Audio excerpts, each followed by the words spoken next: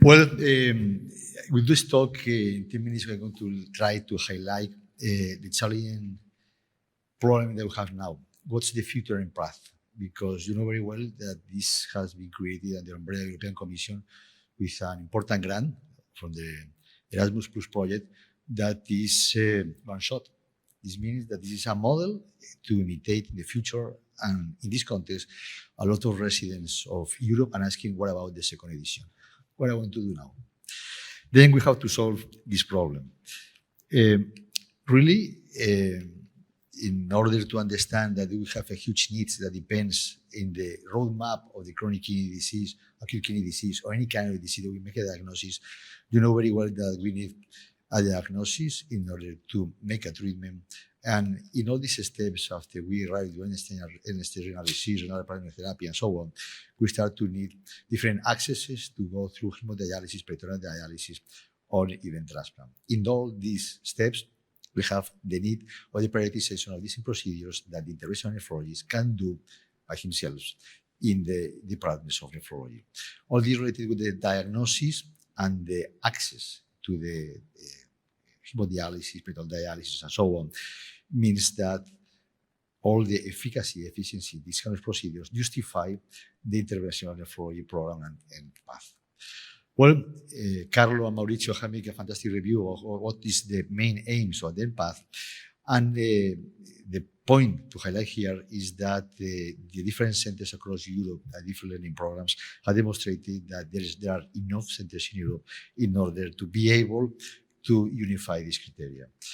Well, the different projects going through kidney biopsy, ultrasound, vascular access, peritoneal dialysis have demonstrated that we have enough data, just now a couple of years after the starting of the process, that this has been a success. It works. In fact, in a couple of weeks, we have the last workshops in peritoneal dialysis, and the problem is what about the future?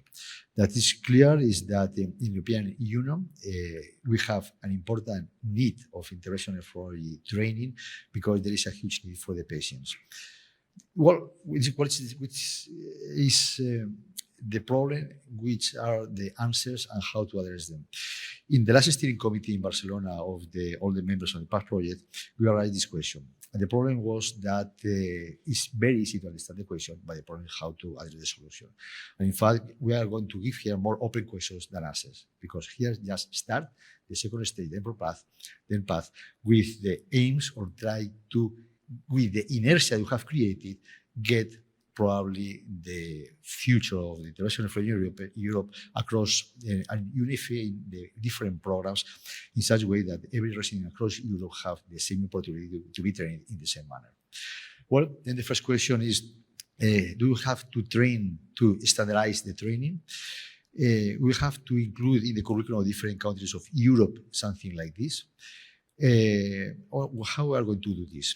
Well, we can use the scientific societies in order to make a brainstorming, to a checklist, to have all the criteria embedded in the societies, or do we have to create a parallel program certified in some way to which the different curricula of the different countries could benefit?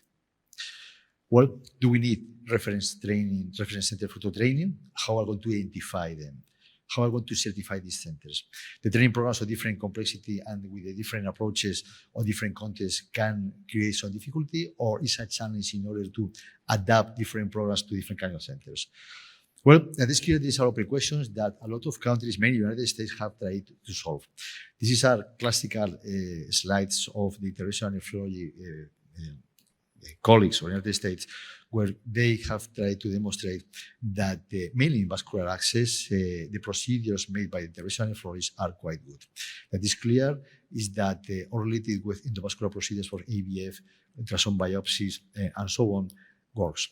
The problem is that how can we address the training programs in order to certify them? Because there is nothing about any approach to evaluation of procedural competencies, and this is the point for to be evaluated.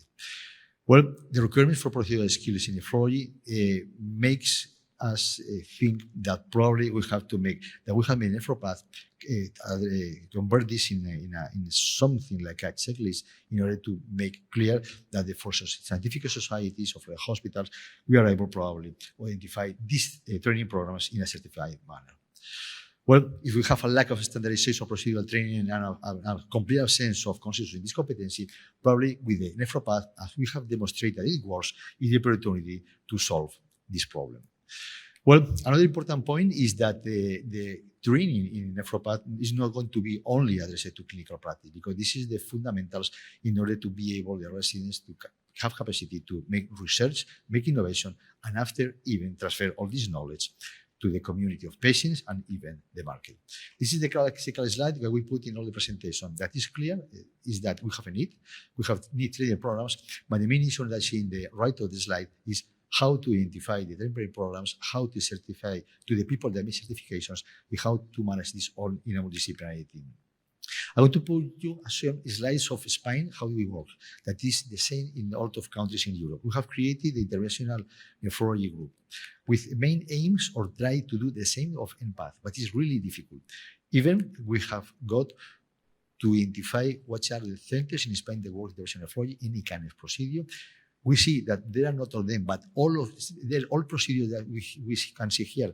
Any hospital in Spain do any kind of procedure. So if we make some kind of organization in order to identify these centers, we can get in all the centers, in all the residents in Spain could have some center probably to be trained with the UNFI criteria, and probably the same in the rest of Europe. These are the procedures, and it is clear. At the same time, we create consensus programs of how to make the ultrasound, how to make the biopsy, and so on.